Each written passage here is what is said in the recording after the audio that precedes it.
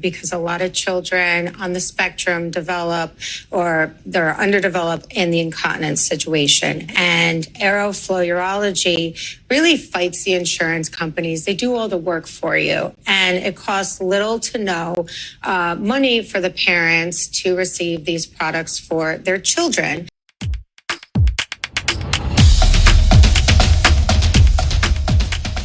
Hey special family, welcome back to another video. If you're new here, hi, I'm Autism Mom, and on this channel we talk about autism and everything in between. Let's take a look at today's fair use reaction video. I know that you partnered with Aeroflow Urology. What kind of sort of practical advice and resources do they give parents and caregivers? So a couple months ago, I posted for them because a lot of children on the spectrum develop or they're underdeveloped in the incontinence situation. And Aeroflow Urology really fights the insurance companies. They do all the work for you. And it costs little to no money for the parents to receive these products for their children. And it really came down to the comments and the messages that I received. A ton of them being that they weren't aware that their kids were entitled to these services and other services, and others not realizing that insurance could cover them. And the fact that there is just help out there. People like Aeroflow Urology out there willing to help moms like us take the extra steps in providing care for our children. Okay, so I think I had this topic way in the beginning of my YouTube thing. Aeroflow is coming out to bring awareness that you can get incontinence supply for your special needs kids from Medicaid by going through one of these companies like Aeroflow. And that's all nice and well. If you have a child 3 years old, they have Medicaid, SSI Medicaid preferably. I'm just going to tell you like it is, because I've been using this since Ramsey was 3 years old. SSI Medicaid preferably. You can get diapers, wipes, and medical supplies, and also the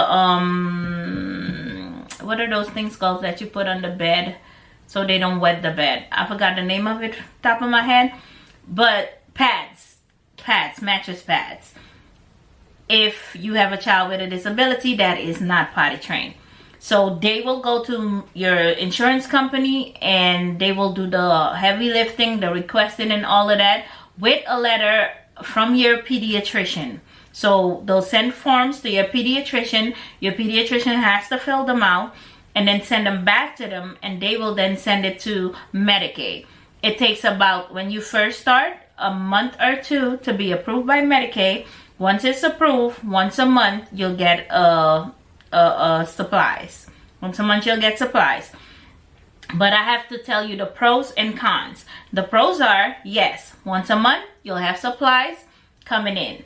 The cons are, every end of the year they have to renew that approval because it expires at the end of the year. And the company that you're working with, this is my third company by the way, and you'll see in a minute why, you have to renew your approval. The renewal can take from a month to 2. This year it took 1, 2, 3, 4, 5 months for Ramsey. 5 months. You want to know why? There is always a discrepancy between the company and the pediatrician's office. The paperwork is never filled out correctly. I've been dealing with this for years, and every company I've been with, every December, January is the same problem. The paperwork is never filled out correctly by the pediatrician, according to them. When the pediatrician sends it over, you better call right then and there and ask them to check their fax or however they receive it from the pediatrician to see if they got it, and to double check the paperwork if everything was filled out correctly and they have signatures and dates. Because one time a date was left out. One time it was the wrong line for the signature, which he didn't get for that month. And they will not give you because it wasn't approved yet. Oh, no. Until they get an approval, then you'll get supply. But you can still get supply. Just raise hell and go to your pediatrician's office. and help them, and have your pediatrician or physician assistant put them on the phone with the company to talk to a supervisor. That way, even though they haven't sorted out yet the renewal, you can still get diapers by the pediatrician or the physician assistant talking to them and telling them it's not your fault. Because while the pediatrician's office and them are going back and forth, your child is the one suffering because they're not getting any diapers or anything until they got approved, they get paid for it. My first company wasn't like that. Even if it wasn't approved yet, they would send it. But as the years went by, they start getting tougher. They're like, if Medicaid is not paying us, we're not giving it to you. So at the end of the year, I'm telling you this to say, at the end of the year, start making sure they send the paperwork to your pediatrician's office as soon as possible. Once it get there, either you go personally or you call your pediatrician's office, make sure they fill it out and send it as soon as possible. Once they receive it, call the company that you get the diapers from, and you make sure they double check the paperwork, that they have everything they need, or else it becomes a back and forth for months between the pediatrician's office and the diaper company. And by the time it gets to Medicaid, it's denied because something was missing. Then they start that procedure all over again with the back and forth. And this last time it took about 4 or 5 months. Yeah, no kidding.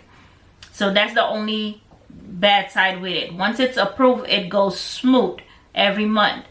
But the approval part is what is very stressful between the doctor's office and the company. So a couple of companies would be Aeroflow, of course.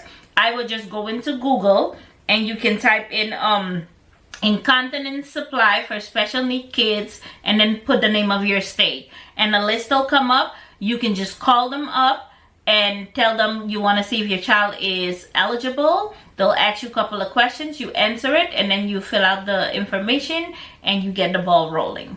But I wanted to tell you the pros and the cons about it. All right, let me know in the comment section below what company you use. I can tell you the name of the bad ones I had because I ain't trying to get sued. But oh, you come across some of them. Ooh, child, ooh. Leave it in the comment section below and I'll catch you in the next one. Bye.